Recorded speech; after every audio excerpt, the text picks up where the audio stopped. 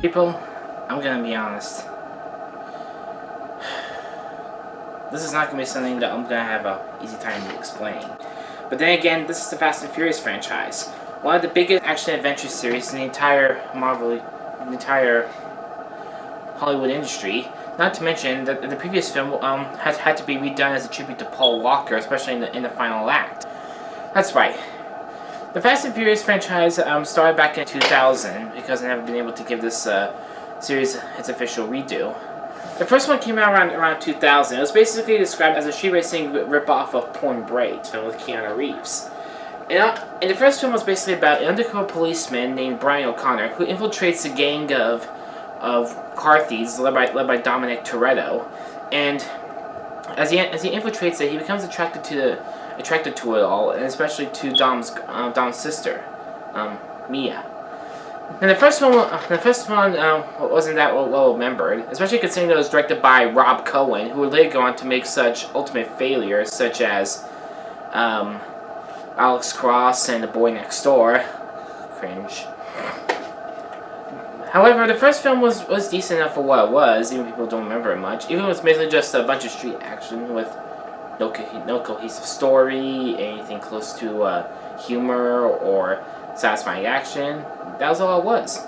And honestly, not much I can actually say about that.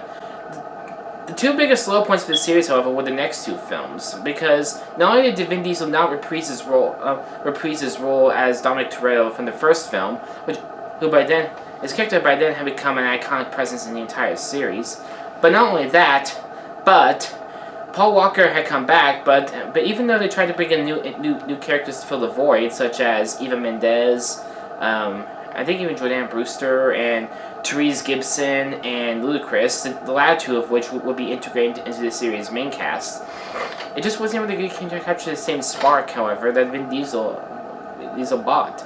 It was, however, better directed as they swapped out Rob Cohen for John Singleton. And then came Fast and Furious 3, the spin-off prequel Tokyo Drift, with Lucas Black's character Sean, and not to mention Han Solo, who would become part of the series later on. And it was also the first one directed by Justin Lin, who eventually become the director of the next 3 or 4 films to come, and that's right.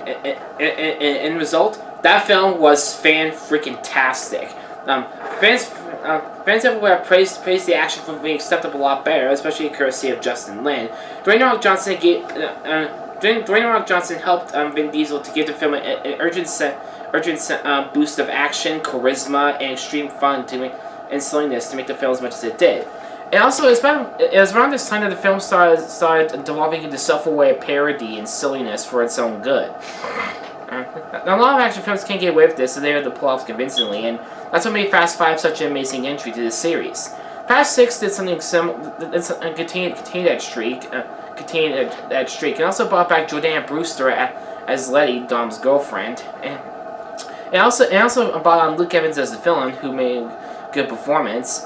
And not to mention, however, it was the last film that Justin Lin directed, despite his excellent work on the series. And last but not least, we have Furious 5. This film was taken on by James Wan, who directed many horror films like The Conjuring 2, and also created the Saw series.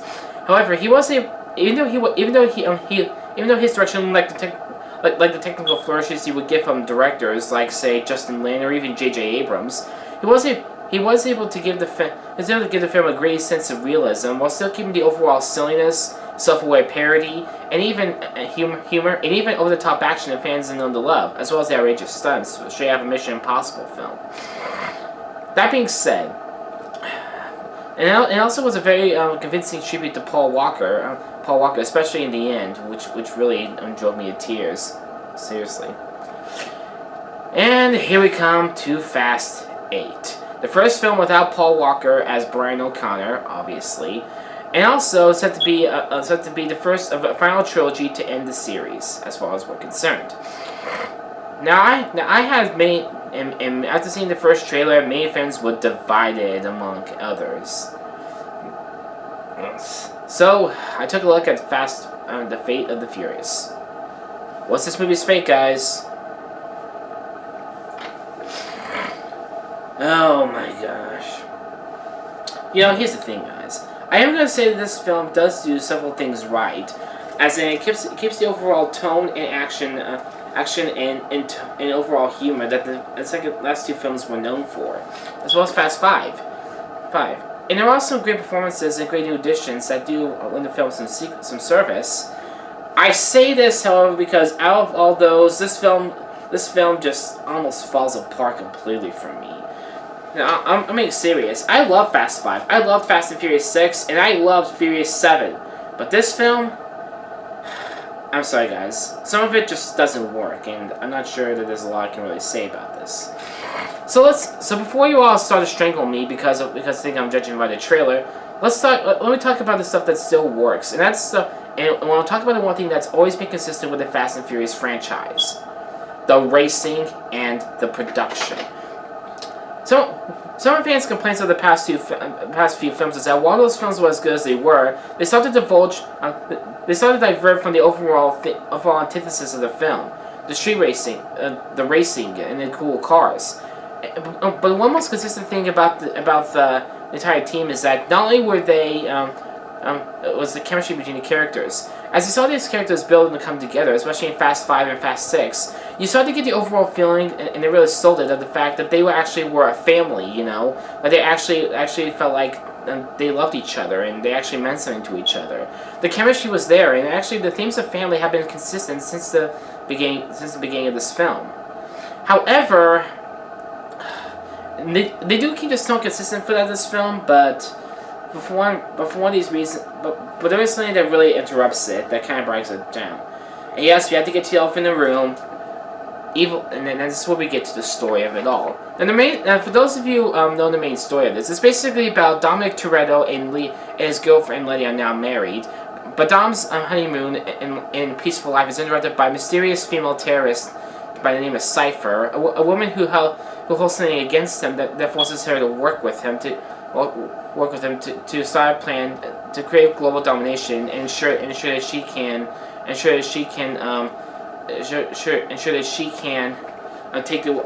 capture the world and force them into accountability for their crimes that she deems horrid. And after they discover that Dom's gone rogue, they basically try to stop her and try to bring Dom back and try to figure out why he is what he is. Now that sounds a little confusing, believe me, it is. But then again, the other parts of the other films were a little confusing, almost. And this is where I'm going to talk about this element. Evil Dom in this film, he doesn't work, guys. I'm really sorry. I know it sounds like heresy. I know. Don't shine those headlights at me. Don't shine those headlights! But here's the thing, guys. Here's the thing. Evil Dom just doesn't work in this film. I get that they're trying to undercut some of this by trying to add emotional weight, add more layers to Dom, and maybe try to challenge the characters a bit more. You know, challenge the family dynamic. But here's the thing. They're basically taking away from one of the biggest elements that made this film what it is: the family dynamic. Even though they do add some additional members to the family by the end of the film, for the most part, not only this aspect does not work, but it basically at the end of the film, they basically portray it as like a whole. Ah man, we knew about this. We were with you the whole time. Instead, at the end of it all, considering that Dom does start the film for Cypher, I'm kind of surprised that some of the people don't actually start to feel like Dom truly is betraying their trust. Like, by the end of the film, they don't even know what his leverage is against him until he actually reveals it. And they were like, oh really? That's it? Why the heck can we not know that? I'm being serious, guys. We don't. It actually happens. And now we need to talk about the characters, and I'll say this briefly. This is why I have to get into some of the performances. Vin Diesel. Okay, Vin Diesel. This guy's really trying, and you can definitely tell with this film, especially with Vin Diesel as a producer, he wanted to try to challenge Dom a bit more, try to give him his character more emotional weight, and try to give layers to the film. But here's the thing. If you watch the past few films, these films never needed weight or drama to try to make the films relatable. The past few films, and even the franchise, were built on self-aware parody, overheated silliness, over-the-top action, and just a ton of balls-to-the-walls action. And believe me when I say, these elements are still here in this film. But by trying to add emotional weight to this, you undercut some of the moments that could have gone for laughter or parody, and you just ruined it. I'm sorry. Now, this is where I have to go into the characters in more detail. Because here's the thing. Although I do give Vin Diesel wanted to go for with Dom in this film, trying to basically try to tie him down to the fact that there's something he doesn't know about, and he basically, if he steps out of line, he or she, they die. But what I also have a bigger problem with is Charlize Theron as Cypher. Now I get for this film they're trying to make her more of a female James Bond villain, although going a James Bond-ish direction kind of didn't really work for me. And here's the thing. She does the best film in this series by far is Deckard Shaw from the last movie, played by Jason Statham, because he had actual emotional reason as for why he was going after the team. Like, he wanted to take them down because of what they did to his brother Owen, played by Luke Evans. Here's the thing, though. Charlize Theron, she doesn't really hold up to that at all. She's basically a woman. She's basically a hacker who's angry at the world for what it's become. She basically wants to hold. She's mad that how people are not paying for their crimes. So she basically wants to, using the devices she's having Dom go steal. She wants to use it to force, start a war and force the world into accountability or something, so that she can monitor them as she pleases. But here's the thing. If Charlize Theron, if Cypher has some kind of emotional reason behind this, like Deckard Shaw, like she could basically claim that, I have family, but they were tried for crimes that I thought were unjust, or I have family, but they were executed by an unjust state, or something like this. This could have worked. This could have given us emotional reason.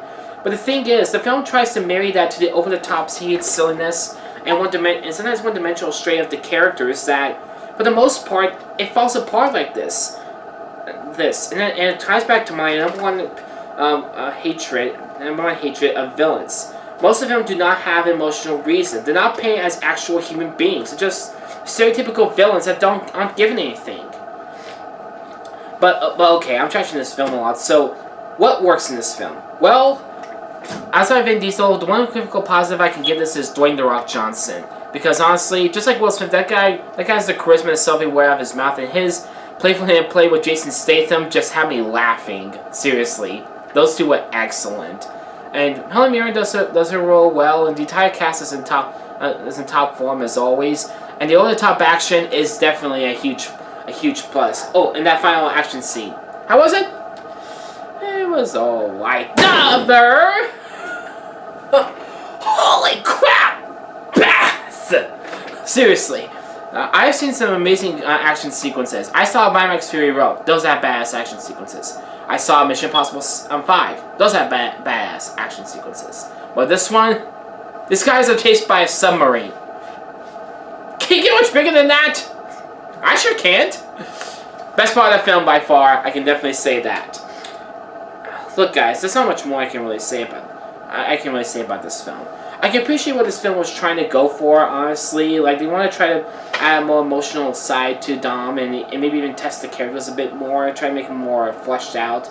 But here's the thing. By doing this, especially with having Dom go rogue, not only does it undercut much of the over-the-top action, it undercuts much of what made Dom an interesting character to begin with. They never let such things get in his way. He never let stuff get him down, except for some things. He basically has a good job of playing the stoic, gravelly voiced, gruff tough guy who has a soft spot underneath it all, instead of making him a guy who's basically tied down by one simple thing that leads people to manipulate him. As I said, that's one of the major flaws of this film. Charlize Theron doesn't work at all as Cypher. I'm really sorry. The rest of the cast does perform well in top form. Dwayne "The Rock" Johnson is effortless, and I love him with Jason Statham. Kurt Russell is good enough. I cannot stand Scott Eastwood. Overall, guys, I can appreciate what this film was trying to do. It does try, and even though it might usher in a new trilogy of films for Fast and Furious, I'm sorry. It just doesn't work for me. I'm sorry. So, to be generous to fans, I'm going to give this a light 6 out of 10, and I will recommend this film. That being said, look, if you want better Fast and Furious films, check out Fast 5 or 6, or especially 7. Those have exactly what you want. Otherwise, Look, this car may have sputtered a little bit, but I'm gonna say this. Vin Diesel, you got a lot of die-hard fans who want this franchise to be what it is. So come Fast 9, you bet put the pedal to the metal, or you could get left in the dust. So thanks a lot for watching, guys. If you like what you saw, comment down below and let me know.